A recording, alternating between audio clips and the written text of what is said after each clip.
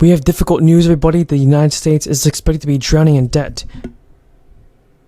As interest rates and inflation remains very high, things are actually looking pretty bad.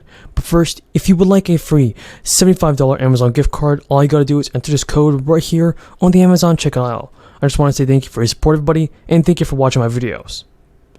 Now, there is a new Social Security update. Experts say that major adjustments to Social Security benefits would be the best way to address senior poverty. There are several newly proposed changes that would help many Social Security recipients, especially at a time when the program's finances are shaky.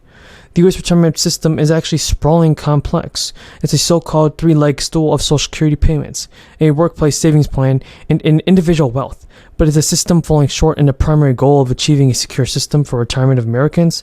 Well, about 20% of Americans over the age of 65 live in poverty. This ranks the U.S. behind 30 other countries. According to new data, only Mexico ranks worse than the United States in terms of old age poverty debt. Now, that means that those among people who are poor, the average income is so low that you're below the poverty line. And just these countries have worse income inequality among seniors. For one, the overall U.S. poverty rate is high relative to other developed nations, a dynamic that carries over into old age. The U.S. is also a developed country to not only offer a mandatory work credit, but an important factor in determining retirement benefit amounts to mothers during maternity leave. Most of the nations also give mandatory credits to parents who leave the workforce for a few years to take care of the young kids. Experts say that these are the facets of the system that should be tweaked. Researchers seem to agree that a looming Social Security funding shortfall is perhaps the most pressing issue facing seniors. Longer lifespans and baby boomers hurtling into the economy into retirement years are reassuring the solvency of the Old Age and Survivors Insurance Trust Fund. It started to run out of money in 2023. At that point, payroll taxes will actually fund an estimated 77% of promised retirement benefits absent congressional action. And raising Social Security payouts at the low end of the income spectrum would actually help combat old age poverty, but also combat more money. Millions of retirees actually received their first August Social Security paycheck in less than a week, and they will be worth as much as $5,000 for people who delay their retirement until they are 70 years old. But the first wave of payments will go out in 4 days, and the second wave will go out during the 1st and 10th of the month, and of course the final one is through the 16th and 23rd of the month. Now, taxpayers will have the option to go paperless next year. This means that millions of Americans could get their refunds sooner than the previous years combined. The U.S. Department of Treasury announced that taxpayers will have the option to go paperless for IRS correspondence for the 2024 tax season, and the agency aims to achieve paperless processing for all returns by 2025. The Treasury Department says that paper-based processes have long hindered the IRS and frustrated taxpayers. The IRS received 76 million paper tax returns and forms, and 125 million pieces of correspondence, and the initiative will actually eliminate up to 200 million pieces of paper each year, cut processing time in half, and expedite refunds by several weeks. Jenny Yellen has actually said that the paperless processing initiative is the key that unlocks the customer service improvements and will enable taxpayers to see their documents securely. And she noted that the taxpayers will still have the option to send a paper return next year, but the agency will actually digitally process all the paperwork. Word for it. This is according to the nonpartisan Congressional Budget Office.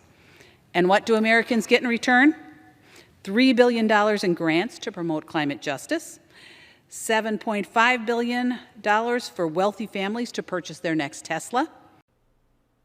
Folks, we got a ton of news about the fourth stimulus check, Social Security benefits, SSI, and SSDI. Continue watching this video. You definitely don't want to miss out on this important stimulus check information. We have a ton of news to go over, and what's good is that even Joe Biden is ready for a stimulus payment. Income is based payments, and they're set to go out in just a few days. The lawmakers are finally setting aside money from budget surpluses for new stimulus. And 1,000 payments are confirmed for many. Now, there are more than 1 million Americans that are eligible for bonus payments this year, thanks to several cities and states offering money. Bonuses, which are taxable, are awarded to workers to addition to their salary. Some are offering bonuses as costs in the economy remain high, and to say thank you to the workers that worked during the height of the crisis.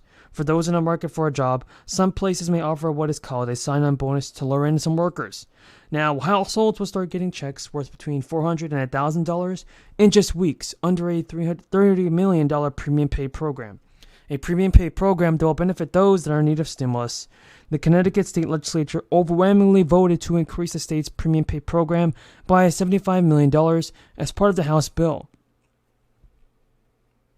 Initially, the bonus pay was originally worth $1,000 for full-timers and $400 for part-timers, but the state ran into an application influx issue and had to make modifications. Under the original plan, workers making less than $100 would actually receive $1,000 every single day. This is a free stimulus cash. However, the state changed the policy so that only full-time workers who make less than $50,000 will qualify for the full $1,000. This means those making between $50 and $150 are eligible between $100 and $800. The program applies to only private sector workers, leaving out anybody who's working for a federal or state government agency. Specifically, to qualify, you must have not been able to work from home and must be employed from March 10 to May 7, 2022, which was last year. Already, 2 other states have secured their funds for this bonus payment. And since October, the Maryland State Department of Education has been sending you guys $13,000, and now the city of Memphis, Tennessee is offering also $15,000 for recruitment policies. Over in the state of Florida, they're giving $3,000 through the Inflation Reduction Act and the Florida Power and Light Rebates Energy Bill. Homeowners can expect to claim 30% of the cost of their air source, like heating pumps and all those things. Mortgage rates have declined for 3 weeks in a row, giving homeowners a bigger opportunity to purchase a house. But this all leads to one question: will Joe Biden send out the stimulus check in 2023? Let's find out. So the economists are pushing for a $8,000 fourth stimulus check, everybody. This will be a one-time inflation relief check, and these checks could be automatically deposited to eligible households and Americans that receive the monthly benefit checks. So, for instance, New Mexico is already sending out $400 checks. Another state like Maine is sending out $800 payments. So, everybody, it's pretty good to see that President Biden, Republicans, and Democrats, and governors are doing what it takes to send out stimulus payments and help out the American people and send out stimulus checks before it's too late, because President Biden definitely has the authority to do so. We're just waiting on President Biden to take some action. But now, a total of 3 rounds of stimulus checks were deposited into people's bank accounts over the past several years in order to help people and shield people from the devastating effects of the crisis. But the crisis has not stopped affecting millions of people's lives. For instance, Americans will spend thousands of dollars in extra money this year, in part due to the after effects of the crisis. And many are hoping from the federal government that they will take action to help defray the big expenses with another stimulus payment. Since the crisis has led to surging inflation, which has impacted many families and senior citizens. Factors that are causing inflation to be at a 40-year high. Crisis-related supply chain disruptions and increased demand for goods and services, and following an extended lockdown are 2 of the leading reasons why prices have gone up so much this year. The U.S. Congress actually said that in a report they showed that how much prices have risen for the typical household, and the numbers are not good. It's bad, everybody. According to the data, even if prices stop going up for the rest of the year, the inflation that has been happening means that the average American household